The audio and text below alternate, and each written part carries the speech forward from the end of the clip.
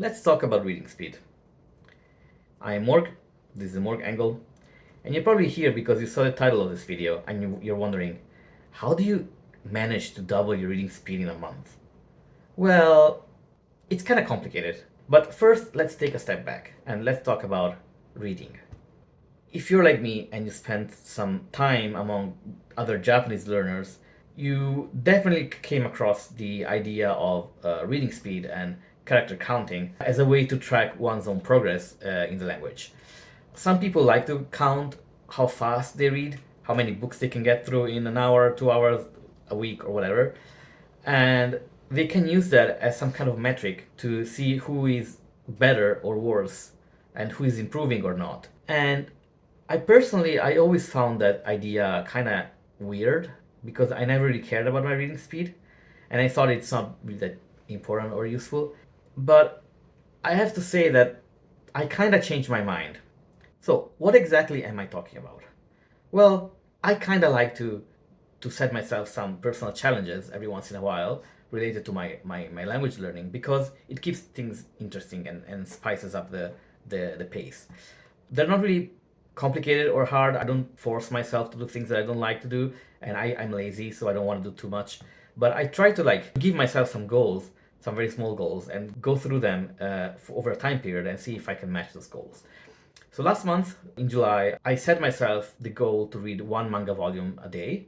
And this was mostly, there was no extra motive or reasoning behind that. I just wanted to get over my manga backlog. I have so many still I need to read. And I thought, hey, like July has 31 days, I can get 31 manga volumes done. And it's a decent pace, so why not do that? And then after I was done, I thought, what am I going to do for August?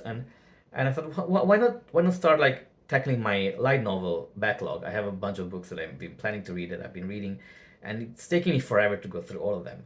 And I thought, how about reading speed? Like, what is my reading speed? Why am I so slow at reading? This is a great occasion to actually merge the two and set myself a challenge of reading a certain amount of characters, 15,000 characters a day, and at the same time track how fast I can go through them and how far that gets me over the time of a month. The rules are basically in the morning, I record how far I am in a book that I'm reading, like how many characters I am into, and then I measure with a stopwatch. I measure how much I read in a day, and at the end of the day, before midnight, I record the like how far I got, like the character I got to, and by calculating the difference and the time I spent reading, I can average the reading speed for that day. It's very simple, and I put it into a spreadsheet. You can see it here, and we'll go over the spreadsheet later. But just read every day and try to get the 15K character count and see how it goes. In general, if you're reading light novels, you might know that one light novel is between 100 and 150,000 characters, depending on the book. There are like some are much shorter, some are much longer, but that's the gist of it, right? So if you go by my calculations, that's about like three books and a bit more, right? So I was estimating in the ballpark of maybe like one volume a week ish, and get to maybe four books if I was lucky, three and a half if I was a bit slower, and depending on the size of the book. And what actually happened? So what results did I get? Well, I would say I passed. I managed to easily read more than actually 15K characters a day. I kept my goals fairly low, and overall I managed to read like 500,000 characters in that month, and that got me to finish three full books and go through half of the fourth book. But that's a fairly larger book. So what books did I read? I read so I was in the middle of reading the Hikari no O series, which is a fantasy series, and I needed to finish the fourth book, which is the last in the series, and then there's a fifth book, which is like the Gaiden stories, like extra stories. So I read Hikari no 4, Hikari no 5, and then I read the Arumaju ga Shinu Made, the third one in the series, and then I moved on to the more meaty, more intense reading-wise book, which is Rein de Koku Monogatari, which is a fantasy novel, and it's a bit longer. That's over 240,000 characters, so it's like twice the size of a light novel. So the fact that I got to about like 40% of it means that it's kind of like I read four books in a month. Let's put it this way. And that's a pace of about a book a week. And usually it takes me much, much longer to go through a book. So that actually was very interesting. I would say usually it takes me about a month. I can read one book a month because I also do other stuff. But for August, I focused only on reading and I was able to read 4 books in a month, which is pretty good pace. I was very happy about it. And what happened as I was reading? Like, this thing was very interesting because I never really measure my reading speed, and even in my native language, I'm fairly slow at reading.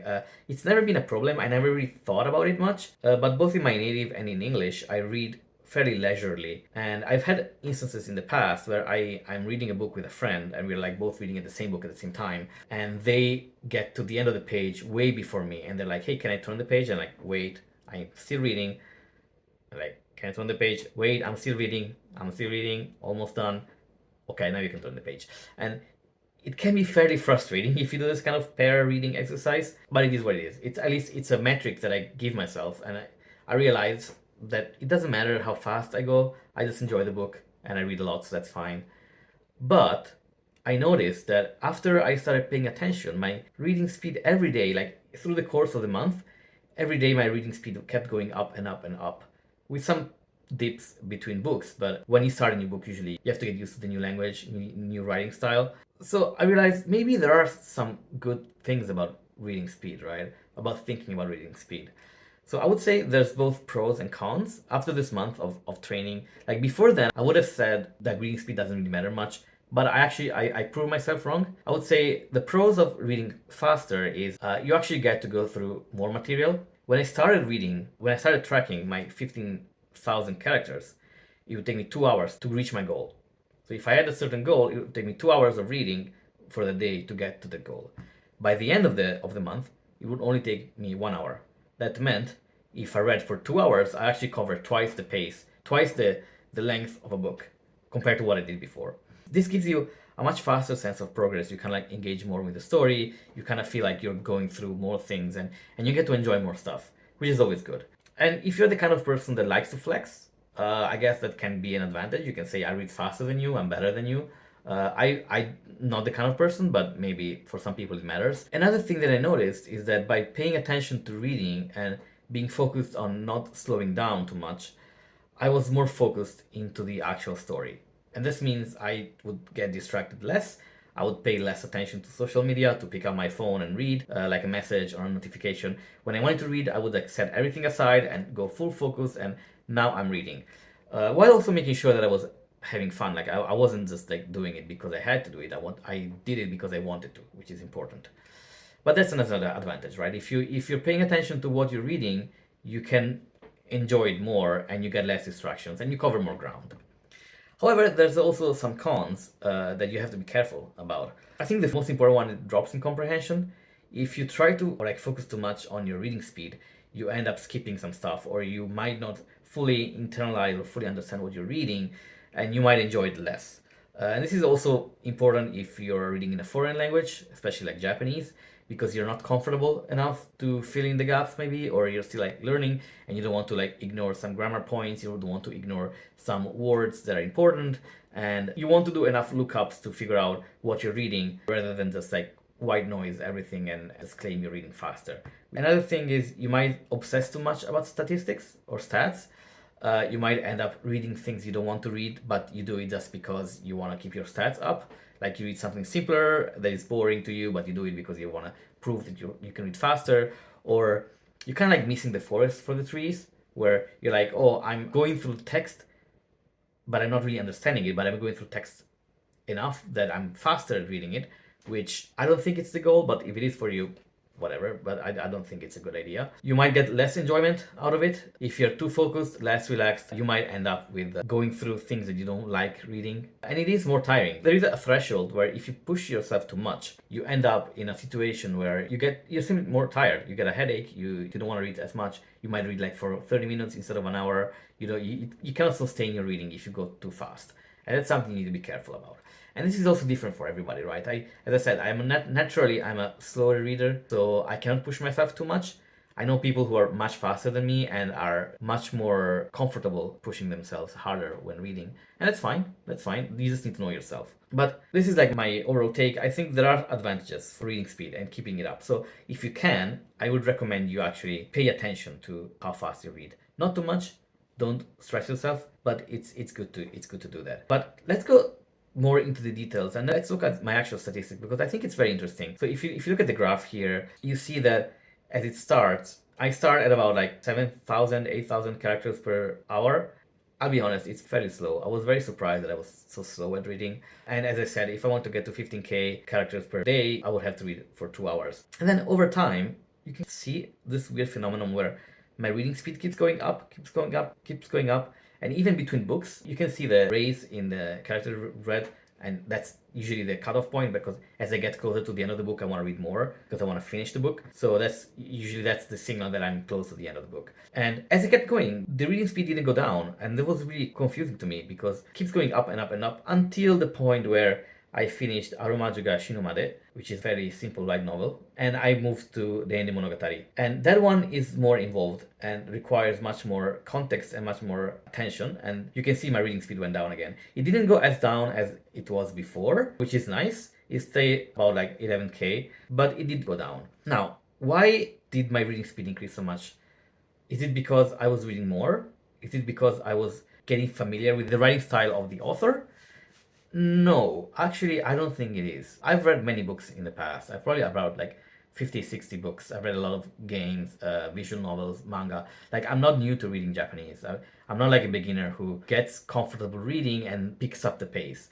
Instead, I think what happened was that I just started paying more attention to what I was reading and how I was reading. Hikari no 4 and 5 are part of the same chain of books. I read 3 of them before, so it's not like I was reading something new and I was getting used to it. Aromaju ga Shinumade is the third volume in a series, so I read the first and the second already. So while it is true that it takes time to get used to a writing style, and you can see it in the Rendekoku no Monogatari statistics, because that's a brand new series that I never read before from an author that I never read before. And you can see my understanding plummet. Well, my reading speed plummeted. I don't think it's the whole thing, right? I don't think it paints the whole story. I think what happened is I was getting used to being focused. That's the thing.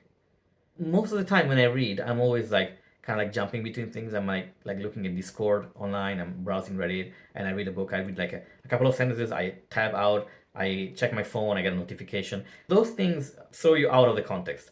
I never realized before, but they actually slow you down a lot. On top of that, especially for Rende Koku Monogatari, the beginning of the book is very dense of katakana words, which are slower to read. Like, I'm struggling a bit more reading them. And there's like much more descriptions of like it's a completely new world. Like, I don't know what's going on in the story. I need to know it's a fantasy world, so I need to know what countries are in this world, what races of humans and elves and whatever, and what is the hook of the story, what is going on, where are the characters going. And if you have no context, it takes you longer to get into the flow state of what you're reading, and you need to be careful and pay attention to every word. And especially, you need to know which part of the text are important and which parts are not important. And this is a very key point. Whereas if you're already used to a book, it's not only a book, but used to a story, you know where the story is going. You know that there's a certain dialogue is going to be more important than a certain description. You know that you don't need to care too much about reading the description of a certain house or building or landscape or something, because you already know, you can already picture it in your mind what's going on. And that gives you speed. You can read faster because you don't have to focus too much on thinking. With a new book, that's harder. And that's one of the biggest detriment to reading speed, in my opinion, at least what I've experienced. But on top of that, this tells us, are we actually measuring the right thing when we read? When we calculate our reading speed, are we measuring the right values? Take, for example, this example. You see these two words here? They are the same word. So these two words, they're very basic, and anybody who is not a complete beginner can read them instantly like this, and you don't have to pause and figure out what they are. However, this one is actually longer. It's 3 characters. This one is one single kanji. It's the exact same word. If your book is mostly using a lot of words that are written in kana that you know, and like there are some limits, because if something is like super long in kana, it takes you longer to actually figure out what it is that you're reading. And if it's a single kanji that it represents like a longer word, it's faster to read. But if it's like these 2 words, they're very, very close. Except this one is 3 times faster.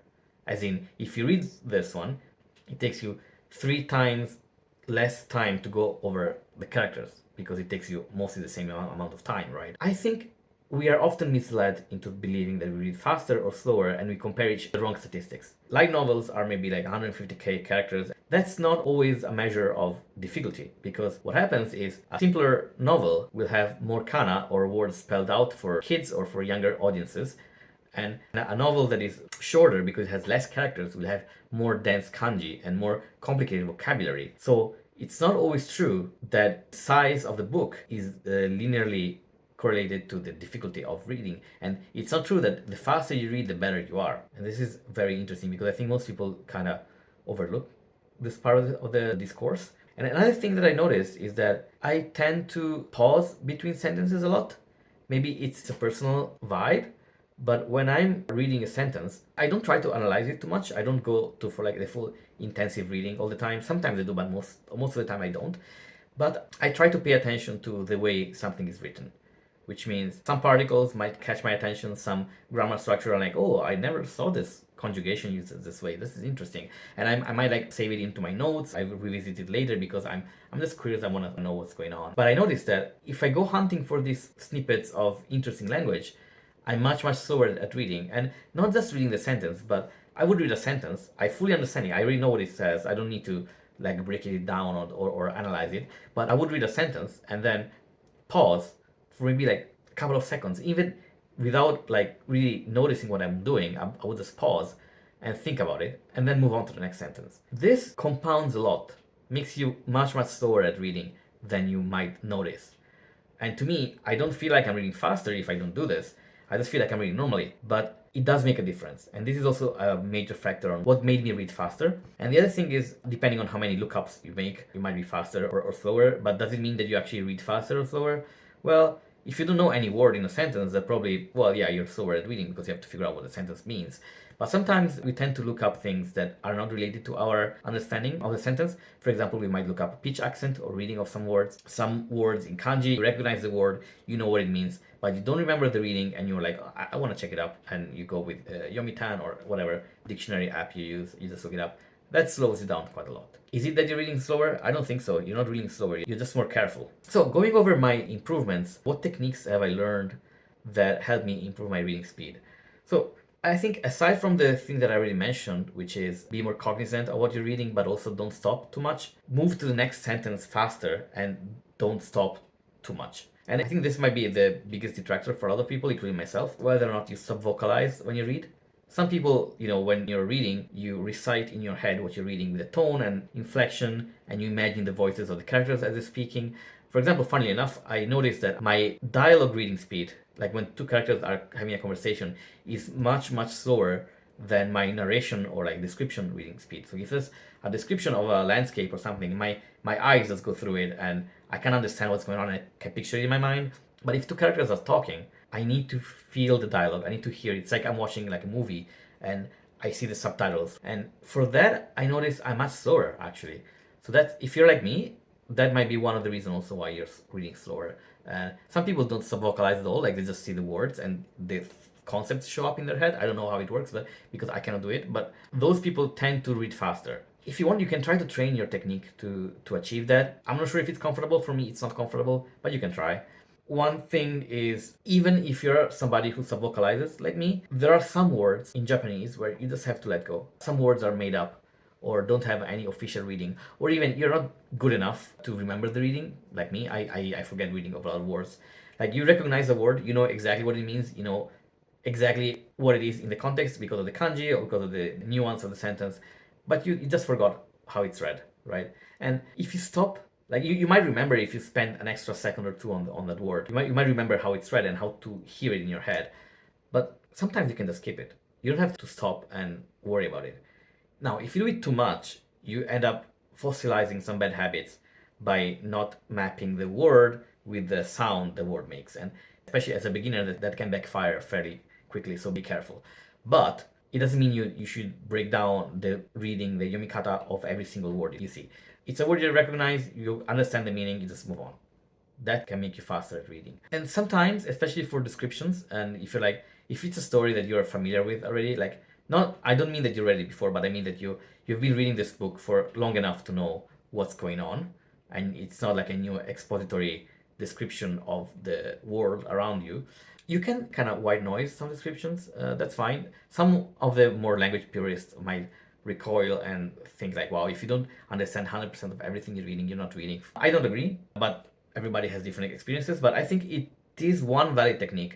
If you're going through a description of a landscape, you know it's describing the leaves on a tree and the sound the wind makes through the leaves and the the fog and the mist or whatever, like the droplets of water on the leaves dripping down into the brook below and all the kind of stuff.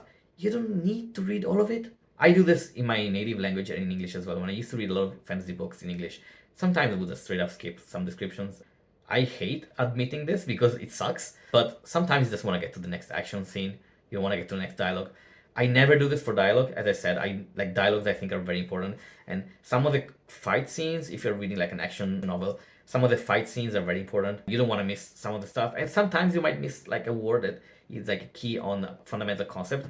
But at the same time, a description of a landscape in the grand scheme of things is not that important. You can skip it, you can read over it. If it has some words that are too hard, it's okay to go past it. It won't affect you too much.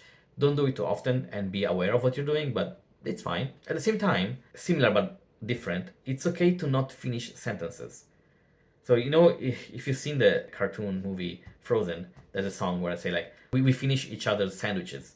That joke is funny because most people that hear it already know how it's going to end, because it is, we always finish each other's sentences. However, the fun part is that the end is actually changed into sandwiches, which causes some confusion in the listener, which is part of the joke, right? But this means that if you're good enough at the language, you're familiar enough with the story and the context, you already know what the author is trying to tell you. You already know what the character is going to say. You already know a set phrase or a situation, how it's going to play out. And you don't need to finish reading the full sentence to understand it. I know it's kind of weird to say, and you cannot do it all the time, but sometimes you're like reading and it's like, oh, okay. You go through a sentence and it's like, oh, and you just skip to the next sentence before finishing it. I started doing that a bit more, and that makes you much faster at reading. I don't do it too much because it's you risk like ignoring straight up an entire part of the story. But I'll be honest, it's surprisingly effective, and it's more common than you might think. So this was just like some general advice and some reflections that I had on the whole journey. And as a conclusion, did this help me? Yes, I would say it actually helped me. I feel like even when I'm not focusing on reading, when I go read now, I'm actually faster than I used to be a month ago. And this is after years of reading. So it's not like I just learned a new skill or something. I just contextualized and focused more on what I'm doing. There are situations where it's okay to relax and be more chill and decide that today I'm gonna read slower. I'm like, I want to chill on the couch and I want to enjoy every single comma, every single period, every single parenthesis in this dialogue or in this scene. I want to enjoy every single description. It's kind of like poetry. You want to experience all of it, and that's fine. You have my permission to read slower, and I will do it too. But also, if you train yourself to read faster, you can be comfortable reading at a much faster rate than you used to. And I think I would say that for me was worth it. Now, did I really double my reading speed? After all of this explanation, is the clickbait title actually clickbait? Well, I would say no, but I can definitely read faster now. So yeah, let me know what you think about this. I thought like I opened this like kind of dialogue with the community and see what you guys think. Is it worth it to worry about reading speed? Is it not worth it? Let me know in the comments and see ya.